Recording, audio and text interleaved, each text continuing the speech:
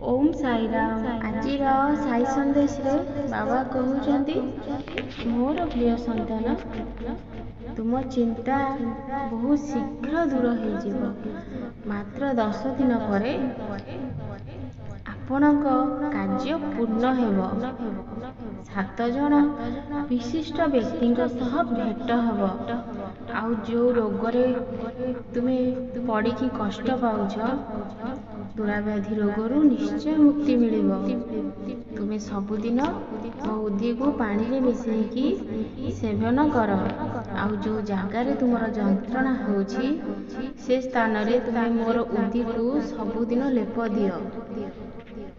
देखिब बहुत जल्दी तुमे जो छाती रे जंत्रणा अनुभव करुछ बहुत शीघ्र भल हो जिवो।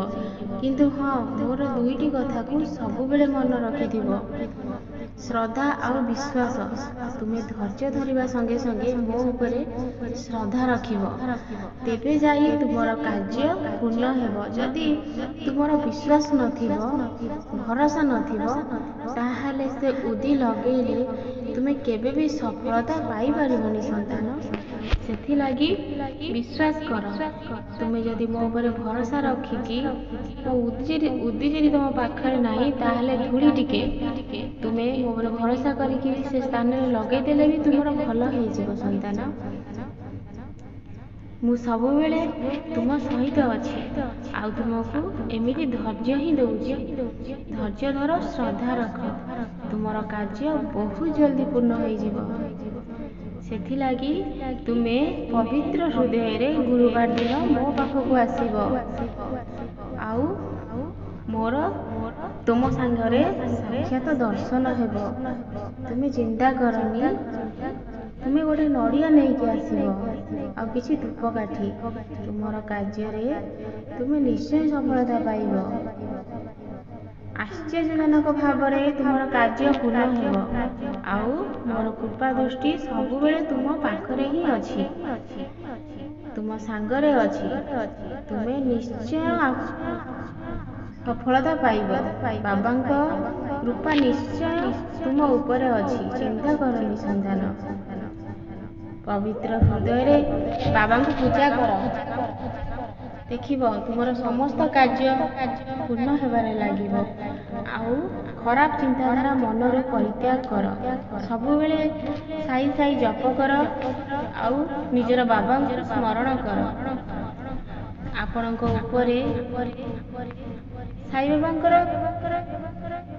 विशेष कृपा दृष्टि रही आउ दान निश्चय करिबो। दान द्वारा तुमर समस्त इच्छा पूर्ण हेबो।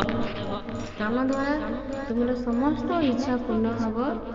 तुमे तुम घरे जो फोटो रखी देइछ पूजा करूनो ताको पूजा कर देखिब तुमर मनोवांछा निश्चय पूर्ण हेबो।